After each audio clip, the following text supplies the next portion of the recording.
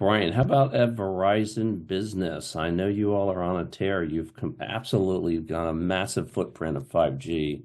Give us an update as to where you all stand. So thanks again, Luke, for this opportunity. And yes, we are in a massive expansion right now. So it's kind of the lay of the land of where we are. Over the last couple of years, we've actually expanded our 5G network as we've moved our infrastructure from a non-standalone core to a standalone core, which is a huge, monumental shift here in terms of 5G. And as I listen to the other panelists, it's nice to know there's a common theme that we're all working on. So I just listened to Amanda. Verizon, as well as a couple of our MNOs, are participating in one of those labs in particular, and actually produced a couple of reports already, which we're very excited. You know, for us to have diversity in our supply chain is in our best economic interest as well. So we're excited for that. I heard a little bit about TDM and the Navy as I'm down here in Norfolk. I met with the Navy yesterday. We're a huge 5G expansion down here in Eastern Command and 5G. TDM services are going away. But, you know, we see huge growth in fixed wireless access and 5G, right?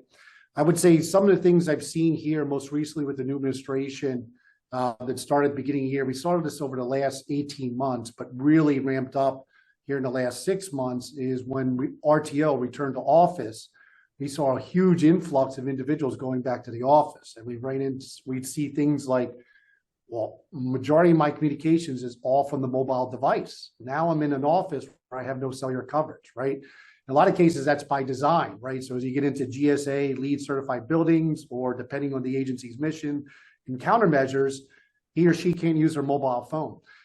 So we're seeing huge growth in things like neutral host networks, actually more indoor installations, working with the agencies.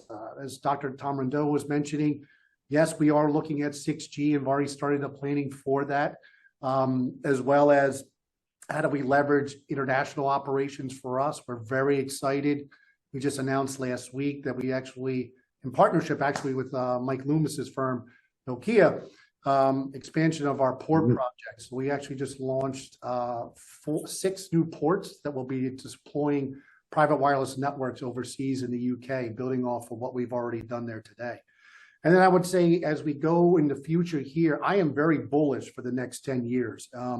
Every year, I've been just celebrating my 25th year here at Verizon. Every year, it's like, all right, how far can we go? How high can we go? And when I look at the roadmap for the next 10 years, I'm very bullish, and these are reasons why. 4G will still be here, but we're going through a transition. We're now seeing, as it was mentioned before, contracts are now having the capabilities of 5G service plans. That's a huge shift. Smile 4 was the last major one there in particular. As Amanda mentioned, the supply chain, we're starting to see as the chipset cost comes down and the module, you're seeing more 5G and more industrial IoT devices and new technologies like RedCap coming on board, right? So, and then, you know, you start factoring in the other buzzwords of artificial intelligence, right? As the networks actually gotten flatter and more integration, and we're very excited, we launched something called network slicing on our frontline public sector roadmap. It really ties into the applications and actually giving network attributes or capabilities to specific applications or users, right? That's a fundamental shift. And we started first with public sector agencies, and we've done some excessive testing with companies like Axon. That's one of the providers of body-worn camera, testing the application, not just on speed, but more importantly on latency, right?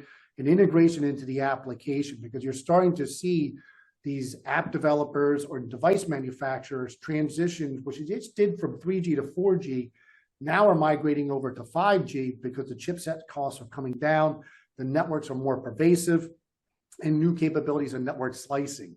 So when you start going and transmitting video from 1080p and you want to go to 4K to 8K, right? You're going to need more bandwidth, you need lower latency, right? So we're very excited. We're finally seeing everything come together with the backdrop of the pandemic. And it's not just from coverage, but you see people using the devices more in more places than ever before. Our network growth or consumption is only increasing, it is not decreasing.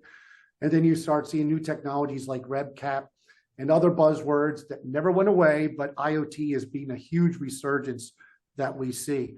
And then working with our federal partners, if it is NTIA, supply chain, as well as the DoD and what we do today in terms of providing 5G coverage both inside the fence line and outside the fence line to serve those military installations that we work, and it's mandated by Congress. So very bullish for the next 10 years in terms of mobility for us.